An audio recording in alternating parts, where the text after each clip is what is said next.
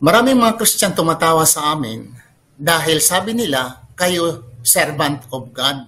Kay mga Muslim kasi tinatawag tayong abd, meaning servant. Abdullah, meaning the servant of Allah. We are servants. So, yung Muslim, you are servants. But kaming mga Kristiyano, kami sons of God. Sons of God. Oh, kung tawa kayo dahil kami servant of God, servant of Allah, grabe si Kristo sa inyo. Si Kristo ninyo, Diyos ninyo sinasamba, ay servant of God.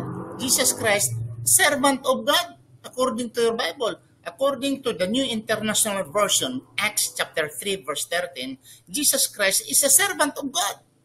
According to Acts 4, verse 27, New International Version, it says, Jesus Christ is a holy servant of God. Okay? Ano pa? Ang dami dito, nandito pa, Matthew chapter 12, verse 15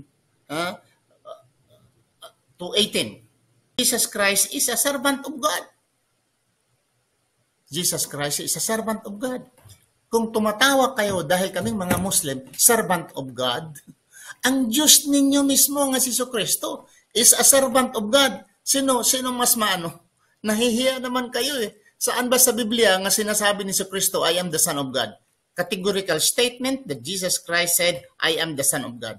Many times he said, I am the Son of Man, Son of Man, Son of Man. Then said, servant of God.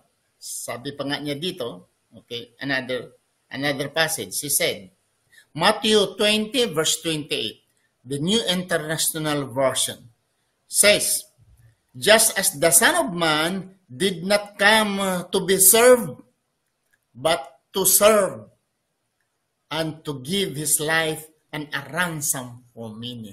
To serve. So kung anong tawag yun? To serve. You're a servant of God. Right? Matthew chapter 20, verse 20. So tawa kayo sa amin. Ang halakhak ay nandyan sa inyo. Maraming salamat. Assalamualaikum warahmatullahi wabarakatuh.